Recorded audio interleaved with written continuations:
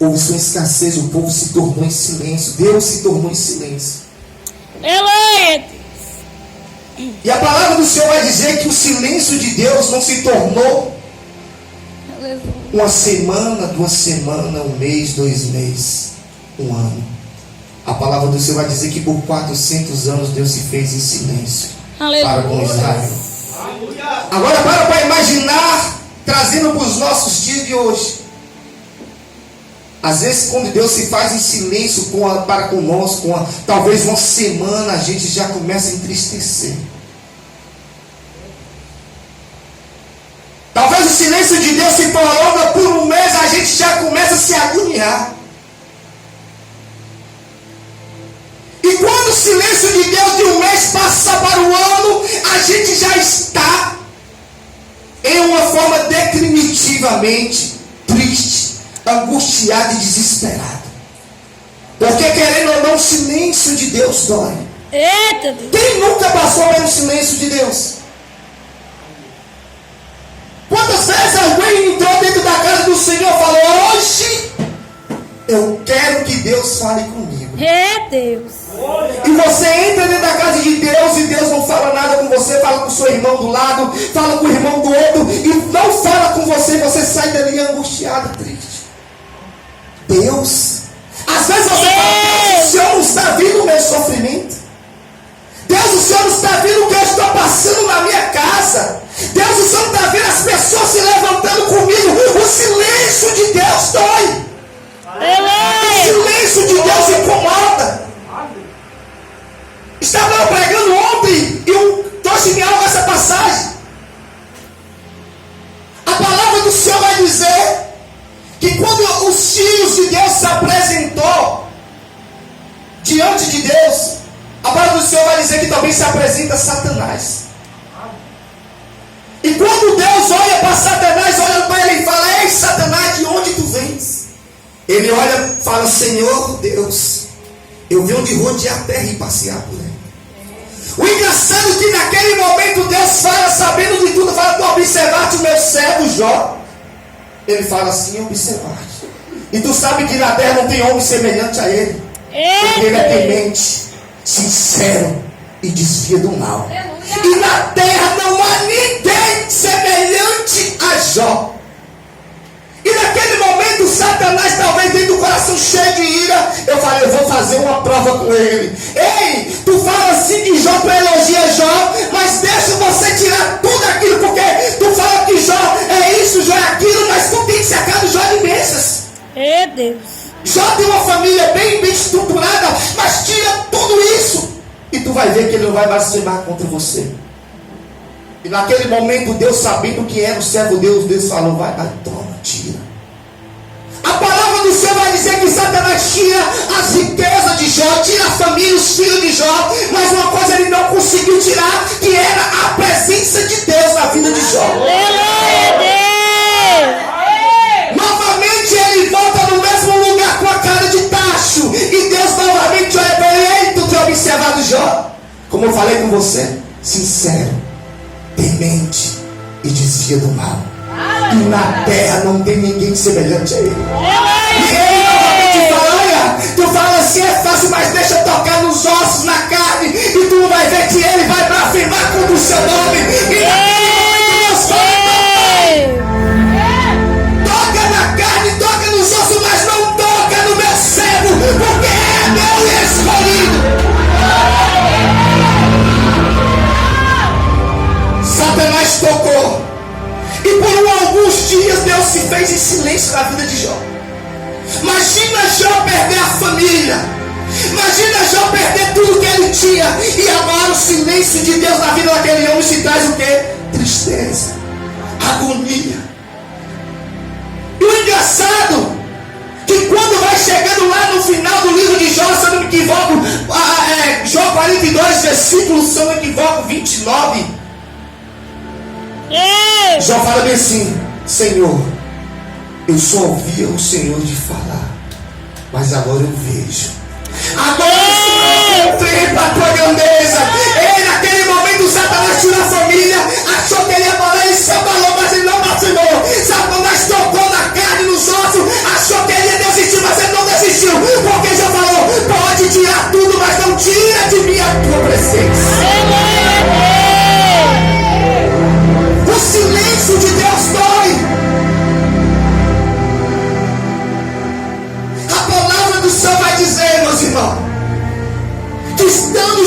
Jesus ali no Getsemane, juntamente com Pedro, Tiago e João. Ei, a palavra do Senhor vai dizer que a agonia daquele homem era grande. Jesus não é nada menos, nada mais do que o próprio Deus, aquele que morreu para nos dar salvação. E naquele momento Jesus fala: Senhor, se possível for, Pai, afasta de mim esse cálice.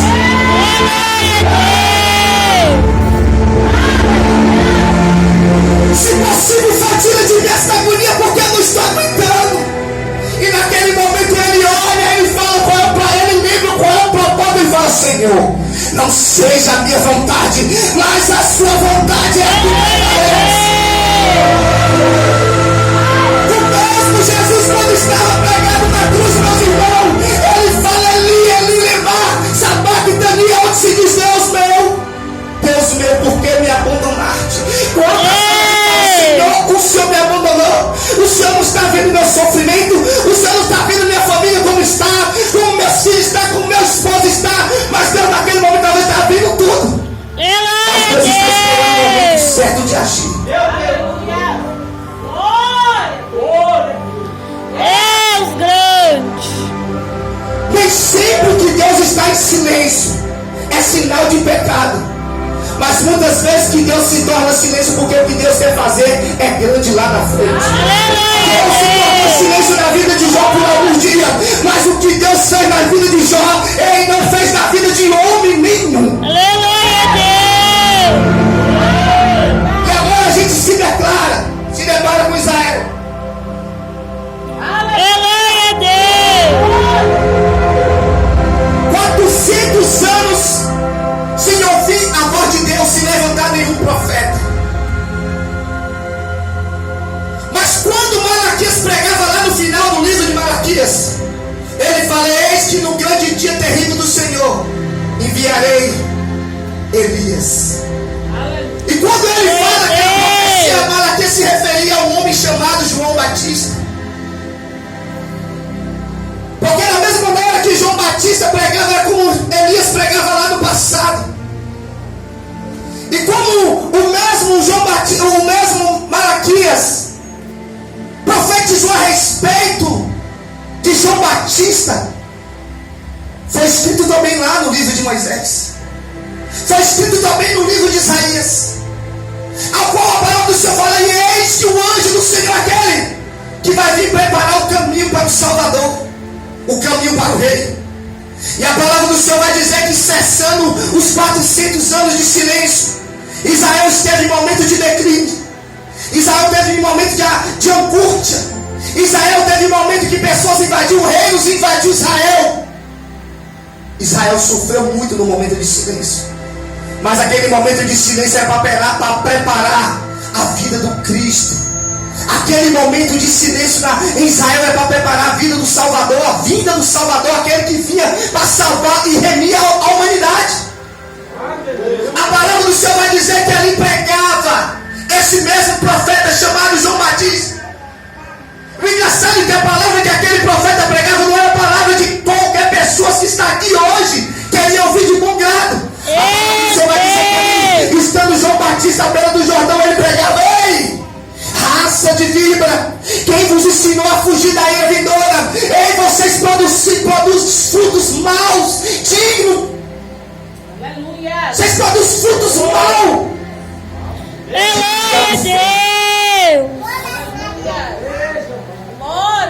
E o engraçado é que quando ela estava pregando, João Batista falava: olha, ei, hoje eu prego a respeito do Espírito Santo, hoje eu batizo com água. Deus tremendo. Mas depois de mim vai vir um, que ele vai ter o poder de batizar com o Espírito Santo e com fogo. E ele tem a paz sobre as mãos, e ele me basta a humanidade. Ele é o Emanuel, o Deus conosco, aquele que vem para salvar.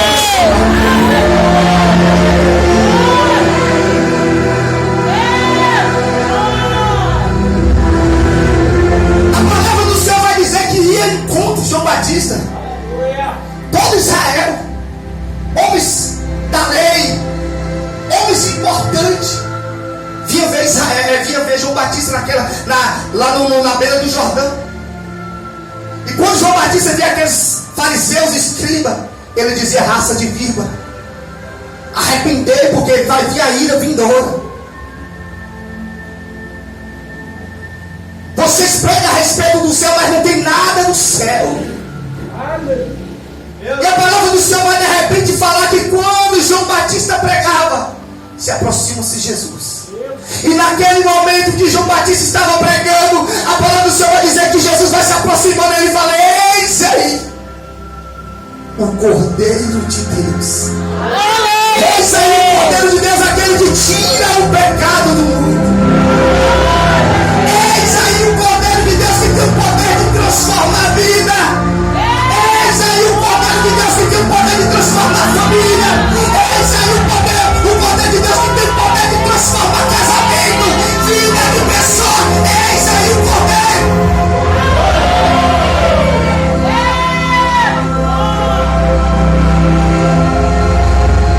E como todos sabem, e nesse momento começou o chamado, o ministério de Jesus. E como todos aqui sabem, Jesus foi aquele que veio para nos salvar, transformar. A palavra do Senhor vai dizer que Jesus, ele operou muitos milagres. A palavra do Senhor vai dizer que Jesus, ele chamou 12 apóstolos para estar ao lado dele. E aqueles homens que ele chamava, ele ensinava. Ele ensinava a respeito do futuro, ele ensinava a respeito de como entrar no reino de Deus. Jesus trouxe um arrependimento no coração de cada pessoa. Se a gente for parar para analisar aqueles apóstolos que Jesus chamou, todos eles tinham um propósito. Mas quando foi chamado para o lado de Jesus, se tornaram o mesmo propósito, a mesma visão, o mesmo andar, o mesmo parecer. Se você for olhar no meio que estava andando com Jesus, tinha escriba, tinha louvado seja o nome do Senhor, tinha pescador, tinha pessoas que chamavam outros de ladrão, estavam no meio de Jesus. Tinha pessoas importantes que estavam mais Jesus. Porque a palavra do Senhor vai dizer que ele não veio para ser missão de pessoa, ele veio para salvar todos. Para os deles, o deles não recebeu. E a partir desse momento nós recebemos aqui a salvação. A palavra do Senhor vai dizer que passando o tempo Jesus pregava, Jesus ensinava. Houve-se um dia aonde o ministério dele tinha que terminar. Mas pensando Satanás, acabou o ministério de Jesus aqui, acabou aqui agora.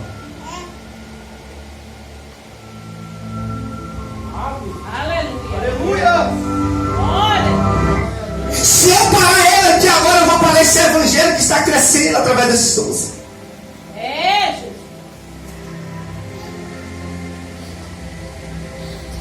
Aleluia. Se eu parar esse Jesus aqui, acabou com tudo que está começando. Eita, Jeová.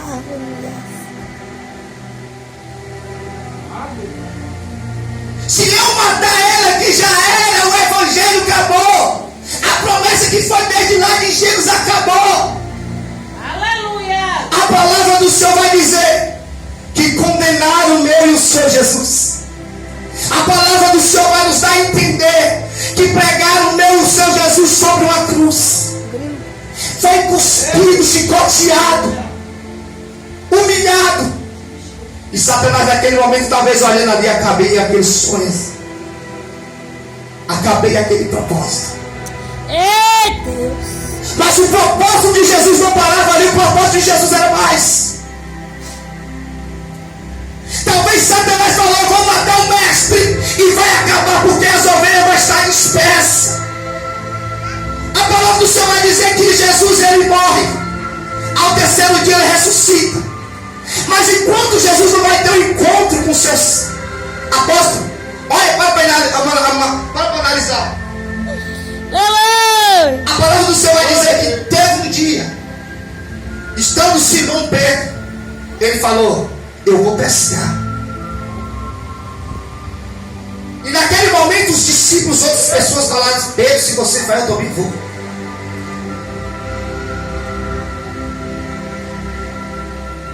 Talvez na mente daquele discípulo falando: eu vou pescar, porque o meu mestre, o meu Jesus, o meu herói, ele morreu.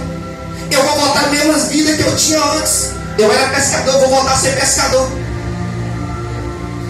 Talvez Satanás falou naquele momento: está funcionando. É Deus. Está funcionando, meu plano está funcionando. Mas de repente a palavra do Senhor vai dizer que ali, naquele momento, entre aqueles discípulos dentro daquele barco, houve sua tempestade.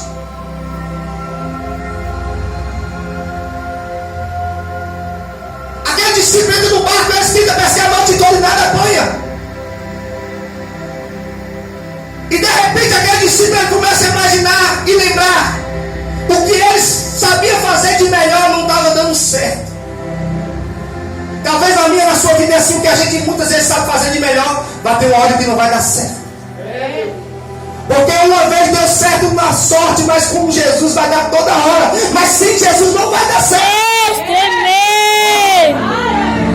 E de repente, o mesmo que morreu, mas ao terceiro dia ressuscitou, se aparece à beira daquela praia. Olha! Aleluia! Aparece na beira daquela praia, a palavra do Senhor vai dizer que eles veem Jesus. Eles olham, reconhecem. Naquele momento, Jesus se aparece novamente para eles, para encorajar. Naquele momento, Jesus aparece para eles para dar continuidade ao que ele começou. Às vezes na minha vida e na sua vida é assim, a gente quer parar. No momento mais crítico na minha e na sua vida a gente quer parar. Mas muitas vezes Deus hoje ele quer dar continuidade naquilo que ele começou na vida da sua vida. Às vezes Satanás quer nos parar de qualquer maneira, mas Deus ele fala, o que eu continuei, eu vou terminar. Como eu falei na estante, Deus é um Deus de mistério. A pastora estava pregando domingo e ela falou um trecho sobre sonho. E naquele momento eu lembrei logo da passagem de José. Eu falei, eu vou pregar quarta-feira essa passagem. Deus. Estudei ontem, de ontem e ontem, e essa passagem já estava certa. Aí fui convidado para pregar ontem. Pensar que não falar, vou pregar amanhã, eu vou pregar hoje essa passagem que foi ontem. Mas pensar que não, o que eu queria pregar a respeito da túnica, a respeito, louvado seja o nome do Senhor, do sonho. Deus queria falar naquele lugar diferente. Eu queria pregar a respeito do sonho, mas Deus queria pregar a respeito da figueira. E Deus pregou lugar. Aí hoje eu falei, não, hoje eu vou pregar a respeito dos sonhos, da túnica. Aí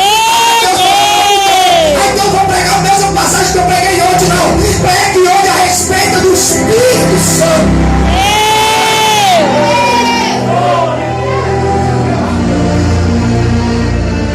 Às vezes você quer pregar sobre o sonho, sobre a túnica. Deus quer que você permaneça na figueira. Às vezes você quer pregar sobre a figueira, mas Deus não prega sobre o Espírito Santo. Porque para ter sonho teve que passar pela figueira. E quem passou da figueira, agora recebe o Espírito Santo.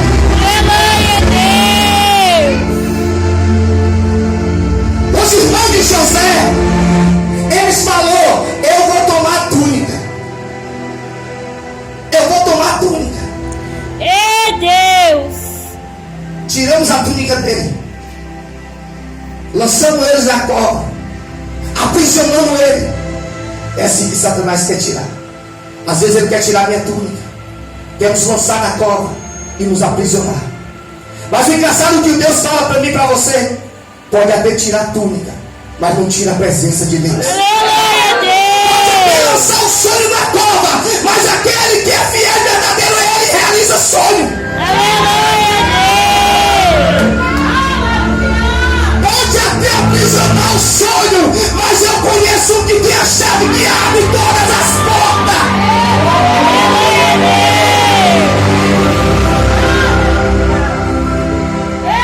Ele tem a chave para todas as respostas da minha sua vida. A palavra do Senhor vai dizer que Jesus ele morre.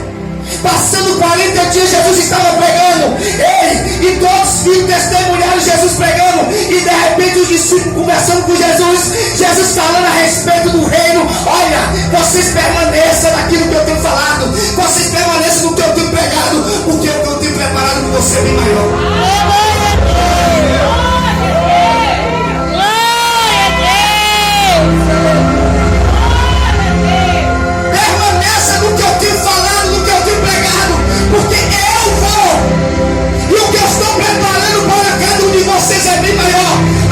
do Senhor vai dizer que estando Jesus ali naquele momento, conversando com o discípulo, a palavra do Senhor vai dizer que houve sua nuvem, ocultou eles de Jesus, e Jesus vai subindo. Quando Jesus vai subindo, eles estão olhando. E quando Jesus está subindo, eles estão olhando, a ponto de eles já não ver mais Jesus. Irmão, Jesus subiu, não foi na frente de um, de dois, de três, mas foi de várias pessoas. E de repente a palavra do Senhor vai dizer que aqueles homens olhando, aqueles homens olhando, fixado o olho para cima, aparecem dois varões de branco. Olha para eles e fala: Galileus, irmãos Galileus, porque vocês estão olhando para cima. O mesmo que subiu, ele vai descer. Aquele mesmo que vocês estão vendo que subiu, ele vai descer e ele vai resgatar.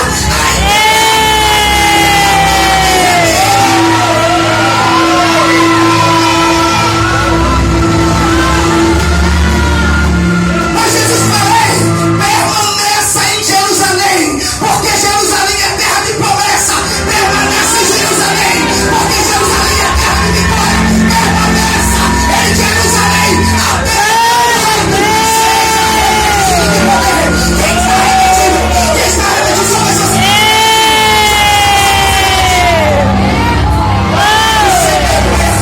permanecer em Jerusalém, porque é em Jerusalém que está a promessa.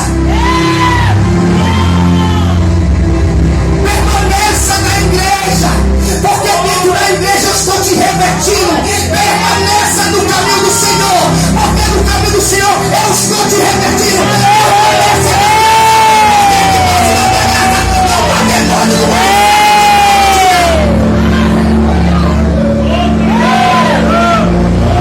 O segredo é permanecer. A palavra do Senhor vai dizer que estando Pedro, estando Tiago e os 11 discípulos, porque um já tinha morrido, um já tinha traído, estando eles, juntamente com as mulheres, a mãe de Jesus e os irmãos orando, estavam todos orando. A palavra do Senhor vai dizer que eles oravam em um só propósito, que eles oravam em um só, em um só clamor, em um só movimento, em uma só direção.